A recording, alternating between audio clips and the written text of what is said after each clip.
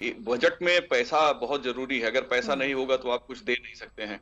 और जो एडिशनल रोजगार है वो इंडस्ट्री से आएगा। मैन्युफैक्चरिंग अगर भारत में बढ़ेगी, जिसकी बात प्रधानमंत्री मोदी कर रहे हैं, उन्होंने कई स्टेप्स में ये बात कही, जैसे मेक इन इंडिया की बात उन्होंने की। फिर जब मेक इन इंडिया वो अभियान शुरू होता है, ऐसा तो होता नहीं कि हम्म। रातों रात सारी फैक्ट्रियां लग जाएं। अगर लंबे समय से कहीं कोई अच्छा, इस देश में खास बात यह है आस्था जी, हम्म। आप देखिए कि इस देश में इंडस्ट्री बंद कराने का बहुत लंबा इतिहास रहा है।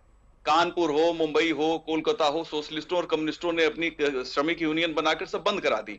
तो जो लोग हम्म। लंबे समय तक, पिछले 50 साल तक इंडस्ट्री बंद कराते रहे हैं, अब वही रोजगार की बात कर रहे हैं। तो अब रोजगार के लिए तुरंत तो फैक्ट्री खुल नहीं जाएगी, ना लाल इमली खुल पाएगी कानपुर की, ना जूट मिले, जेके जेके जूट मिल खुल पाएगी। वो ठीक तो है। सब बंद हुए, सब टेक्नोलॉजी पुरानी हो गई। अब हम्म। नए, अब डिफेंस कॉरिडोर सरकार बना रही है, मेक इन इंडिया की बात कर रही है, मैन्युफैक्चर इन इंडिया की बात कर रही है। तो हम्म। जाहिर है इसमें थोड़ा वक्त लगता है, और कर रहे हैं रोजगार की। जहां तक बात, कई नए एवेन्यूज आए हैं, हम्म। अब आप देखिए स्टार्टअप से लोग अच्छा पैसा बना रहे हैं। तमाम यूथ जो अच्छा काम करना चाहते हैं वो कर रहे हैं। हम्म। लेकिन सरकारी नौकरियों के लिए जहां तक बात है, आप देखिए 60,000 पुलिस की भर्ती के लिए 48 लाख लोग आवेदन करते हैं। तो आखिर सबको इतनी ललक है कि हम सरकारी नौकरी करें और उसके बाद हमारा जीवन आसान हो जाएगा। तो ये, इससे अलग हटके लोगों को सोचने के लिए तैयार करना पड़ेगा हमारे यूथ को, कि सबको सरकारी नौकरी नहीं दी जा सकती। उत्तर ठीक है। प्रदेश में पुलिस की ढाई ढाई लाख पद हैं।